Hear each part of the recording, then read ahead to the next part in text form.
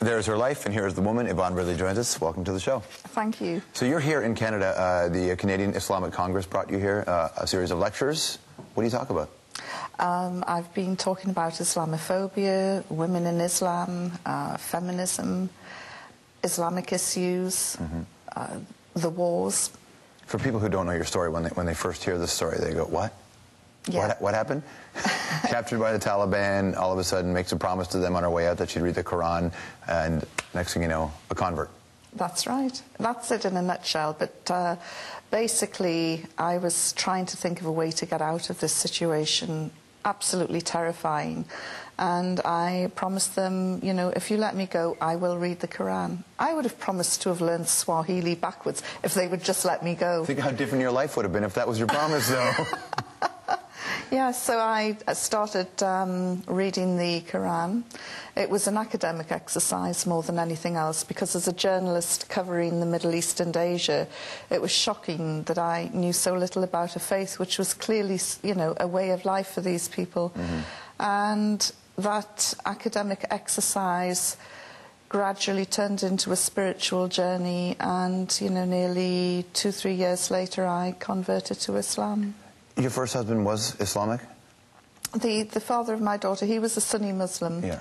And he would try and talk to me about Islam, and I would just say, talk to the hand, I'm not interested.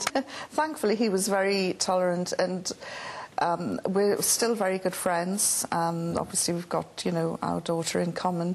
And I called him and I said, why did you never tell me about this great faith?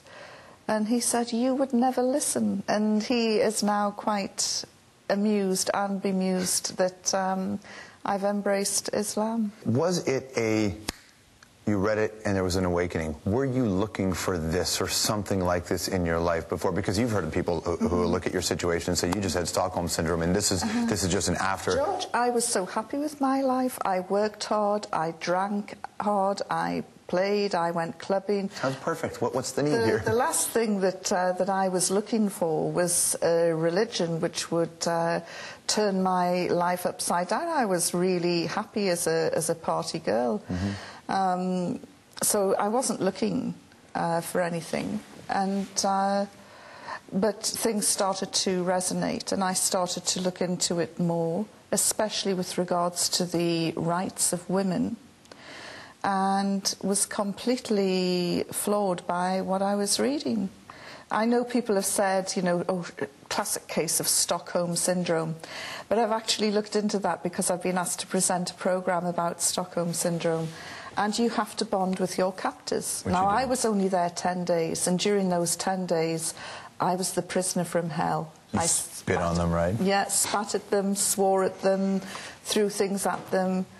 In fact, every prejudice that the Taliban ever held about Western women was probably reinforced and made worse. You're like an episode of Absolutely Fabulous, sitting inside. Was that what it was? It was a bit like Patsy, you know, Patsy meets Mullah Omar. It was a total clash of civilizations. I heard you you kept a diary on the inside of a toothpaste box. Is that accurate? Yes. What did you write in there? Just little bullet points, because I really thought I was going to die, and I don't know I just wanted to leave something behind in case somebody would ever come across it. I'm not a psychologist, I don't know, but I'm just, that's thinking you're going to die to that point, that's the kind of traumatic experience that could really kickstart a change in one's life. When you left that situation, did you sit there and say, I thought I was going to die, my life isn't good enough, I'm not doing what I should be doing, and that helped precipitate?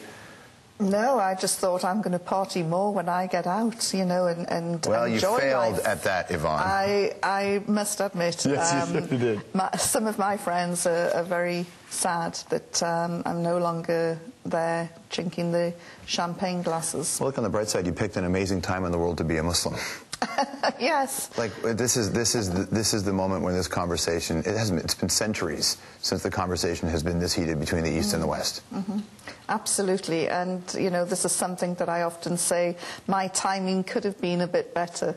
Big conversation in England had to do with the dress of Muslim women. In France, all over Europe, it's even a debate here. I couldn't believe, you know, I thought that the niqab issue was done away with. You know, when will white middle-class men learn to stay out of women's wardrobes? How do you mean? Well, the debate here is over polling and voting, right?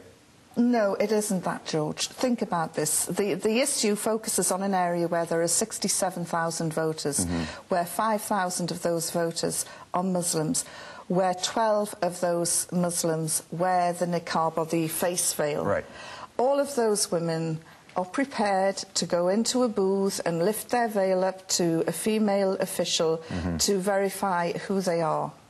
And, you know, what is the problem? Why is this becoming an issue? And I get my hackles raised as a feminist, and I have been a member of the feminist movement since the 70s. As a feminist, I get really annoyed when I see that women's votes are being threatened. I know when you said that you're a feminist, I know that there are people, and they're going to be emailing us right now, saying, how can you be a feminist and a Muslim woman? Just like, how can you be a feminist and a fundamentalist Christian? It's the same point. I find it liberating sitting here having a discussion with you, not being judged on the length of my skirt or the size of my breasts. Right. And to me, I've got that liberation through Islam. I'm not saying that, you know, the Muslim world is perfect by any means, you know, there are. But this issue of 12 women, why has it become headline news in Canada? Because it's salacious, that's all. What is the real agenda? And, you know, we had this debate about the niqab in Britain, where we had the now Prime Minister Gordon Brown and Dr. John Reid, two Scotsmen, talking about the niqab. And I'm thinking, hang on, these guys come from a country where the men wear pleated skirts. Then we had the Bishop of Rochester jumping in, a man with a pointy hat and a purple dress. I'm thinking, what's going on here? Well, for them, it's, I mean, in terms of full face, there's so much fear and concern of security that they think this is the only way. Oh, because women who wear the niqab are up to no good. They hold up bags. I think the argument is they don't know. The argument is that I'm not defending. I'm saying this is the other side of the coin, which is people say if you are, what do you do in a country where people are scared now, and do they have any right to be scared? I get scared when I see drunken men in the street. So do we ban alcohol? Of course we don't. I get scared sometimes. But it's illegal to be drunk in the street in some places. I get scared sometimes when I see some people with tattoos on their face. Not many, but there are some who have these tattoos on their face, or all the face piercings. But, you know, we shouldn't be judgmental. And, you know, if you're scared of a mask, you know, what about Batman? What about Spider-Man? Oh, come on now. You're missing the point. What about your fireman, your surgeon, your welder? Lots of people are afraid of the dentist. Lots of people are afraid of the dentist with that, and it's not the mask, it's the drill. But the argument that the side would make is that there is not a current war happening with face-tattooed people who are, in the name of Paul Booth, a great tattoo artist, engaged in a battle. That's not the same thing as what this discussion is, though, right? Well, I don't know of any war that's involving women who wear niqabs. It's an interesting conversation for you to have every day, isn't it? As I say, I was really sad that to see headlines that I thought were consigned to the bin last year being resurrected in Canada. And, you know, Canada is a country with a tremendous reputation for tolerance, for cultural integration, and it was just really sad to see that here. Are they terrorists to you, the Taliban? You know, I hate the word terrorism. As a journalist, I would love just to pick up the word terror. It's meaningless. Well, it assigns an emotional value which takes the journalism out of it. Nelson Mandela was called a terrorist. Right. He is now the most revered statesman alive today. There are so-called Irish terrorists in government now, sitting down, working on a day-to-day basis in the British Parliament. You know, the word is absolutely meaningless. Thanks for your time today. Thank you. Yvonne Ridley. The Hour will be right back.